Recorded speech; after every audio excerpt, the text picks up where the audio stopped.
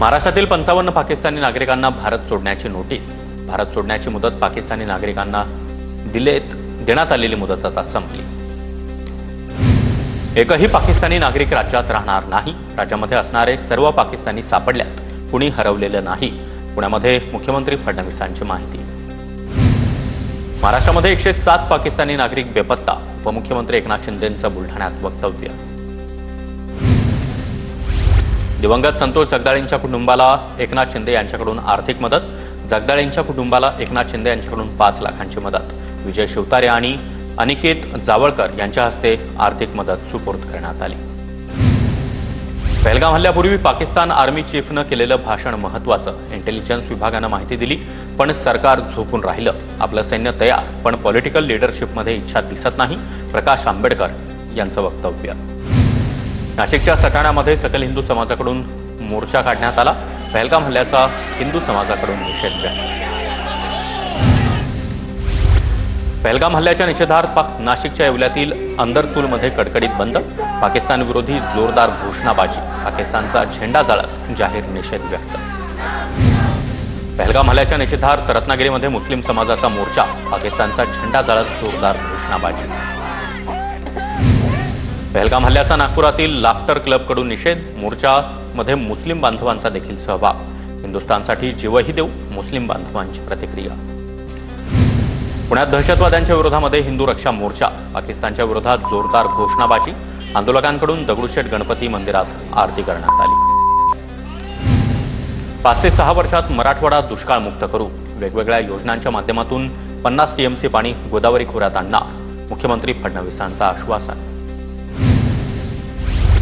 आमचं हक्काचं पाणी आम्हाला ठेवा, उरलेलं पाणी वळवा। डिंबे धरणाचं पाणी अहिल्यानगरला देण्याचा काही लोकांचा विचार। हक्काचं पाणी शाबूत राहण्यासाठी प्रयत्नांची पराकाष्ठा करू। दिलीप वळसे पाटलांचं वक्तव्य। पुण्यातील पानशेत आणि वरसगाव धरणाची मंत्री राधाकृष्ण विखे पाटील यांच्याकडून पाहणी। धरणातील गाळ काढण्याचे विखे पाटलांचे निर्देश। पाहणीवेळी आमदार राहुल कुल यांच्यासह अधिकारी आणि कर्मचाऱ्यांची उपस्थिती। जायकवाडी धरणामधून परभणी जिल्ह्यासाठी गोदावरी नदीपात्रामध्ये पाणी सोडा। राष्ट्रवादीचे आमदार राजेश विटेकर यांची मुख्यमंत्र्यांकडे मागणी। कोल्हापूरच्या कुरुंदवाड शहरामधील पाणीपुरवठा योजनेसाठी सर्वपक्षीय कृती समितीचं घंटानाद आंदोलन। दरम्यान पाणीपुरवठा योजनेला प्रशासकीय मान्यता मिळेपर्यंत आंदोलन स्थगित न करण्याचा निर्धार। सर्वपक्षीय कृती समितीचा निर्धार। साताऱ्याच्या माणमध्ये दुष्काळग्रस्त गावांना पाणीपुरवठा करणाऱ्या टँकरला गळती। पाण्यासाठी नागरिकांची वणवण। पंचायत समितीच्या अधिकाऱ्यांनी लक्ष देण्याची मागणी।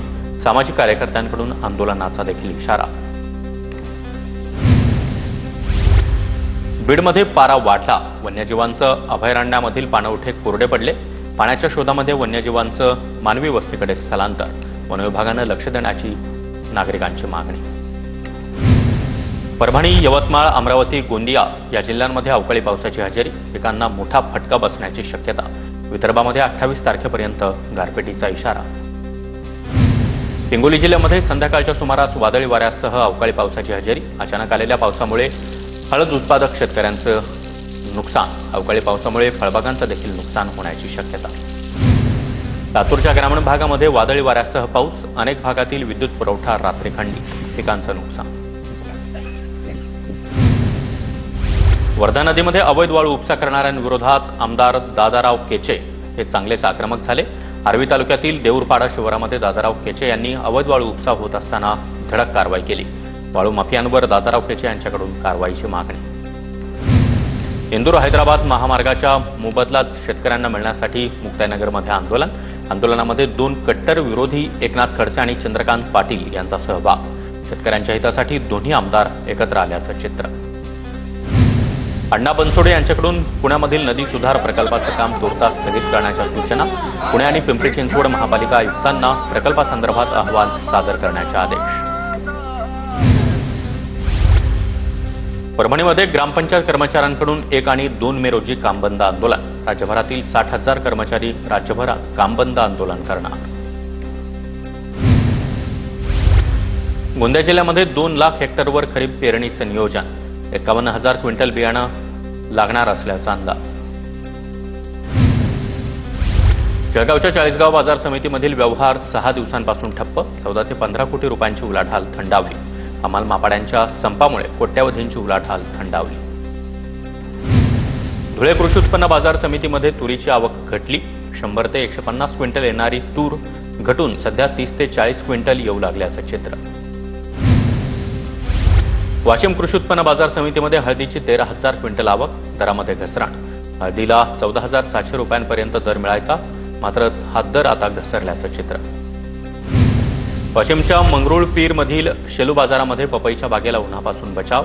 बागेला शेतकऱ्याकडून पांढऱ्या जाळीचं आच्छादन. पपईचं उन्हापासून रक्षण. जळगावच्या चाळीसगावमधील नागदोड या परिसरामध्ये मिरची बाजार पूर्ववत. काही दिवसांपूर्वी मिरची बाजाराला आग लागली होती. बाजारामध्ये मिरची घेण्यासाठी नागरिकांची गर्दी. जळगावमधील ब्राह्मण शेवगे ते माळ शेवगे फाटा रस्त्याचं काम निकृष्ट दर्जाचं. स्थानिक नागरिकांचा कामाला विरोध. 2 दिवसांपूर्वी तयार झालेला रस्ता हातानं उखडला जातोय. संबंधित विभागावर कारवाईची मागणी. परभणीमध्ये पोलीस अधीक्षकांच्या पुढाकारातून 369 गावात सीसीटीव्ही कॅमेरे बसवले. लोकसहभागातून गावातील चौकात सीसीटीव्ही कॅमेरे बसवले. कोल्हापूरच्या कागलमधील यूपीएससी परीक्षेमध्ये उत्तीर्ण झालेल्या बिरदेव डोणेची मिरवणूक काढण्यात आली. कोल्हापुरी फेटा बांधत ग्रामस्थांकडून स्वागत. बिरदेव डोणेचं ग्रामस्थांकडून मोठं कौतुक. कोल्हापूर नागपूर विमानसेवा 15 मे पासून सुरू होणार. स्टार एअरवेजकडून आठवड्यातून 5 दिवस सेवा. भाजप खासदार धनंजय महाडिक यांची माहिती. नागपूर ते कोल्हापूर विमानानं 1.5 तासांचा प्रवास. अमरावतीच्या परतवाडामध्ये तरुणांसाठी रोजगार मेळाव्याचं आयोजन. तरुणांची मेळाव्याला मोठ्या संख्येने उपस्थिती. रोजगार मेळाव्यामध्ये नामांकित 95 कंपन्यांचा सहभाग. तब्बल 5,000 युवकांना रोजगार मिळणार. नाशिकच्या चांदवडमधील महाविद्यालयामध्ये संशोधनात्मक प्रोजेक्टचं प्रदर्शन. विद्यार्थ्यांनी समाज उपयोगी प्रोजेक्ट साकारले. मेक इन इंडियाच्या धर्तीवर सोलर इलेक्ट्रिक कारची देखील निर्मिती. विद्यार्थ्यांचं सर्वत्र कौतुक. नांदेडमध्ये अतिक्रमण काढण्यासाठी पालिकेची मोहीम सुरू. अतिक्रमण काढताना महिलेचा संताप. कोणतीही पूर्वकल्पना न देता पालिका अतिक्रमण तोडत असल्याचा महिलेचा आरोप. वादावादीचा व्हिडिओ देखील सोशल मीडियावर व्हायरल. धुळे जिल्ह्यामध्ये 34 कोटी 66 लाखांची गौण खनिज वसुली. 120 अवैध प्रकरणांमध्ये 1 कोटी 31 लाख रुपये दंडाची वसुली. वाळू, मुरुम, खडी, माती, दगड या गौण खनिजांच्या उत्खननामधून प्राप्त. जिल्हा प्रशासनाची माहिती. त्याच्या राजेगाव परिसरामध्ये कारवरील नियंत्रण सुटल्यानं कार डिवायडरवर चढून उलटली. सुदैवानं मागं कोणतेही वाहन नसल्यानं मोठा अनर्थ टळला. अपघातामध्ये स्थानिक डॉक्टर जखमी. बोबदेव घाट सामूहिक अत्याचार प्रकरणातील 3ऱ्या आरोपीला अटक. अकलूजमधून आरोपीला वालचंदनगर पोलिसांनी ताब्यात घेतलं. गेल्या 7 महिन्यांपासून आरोपी फरार होता. मुख्याध्यापकानं अल्पवयीन विद्यार्थिनीचा विनयभंग केल्याचा धक्कादायक प्रकार समोर. सांगलीच्या जत तालुक्यातील घटना समोर. आश्रमशाळेच्या मुख्याध्यापकाला उमदी पोलिसांनी अटक केली.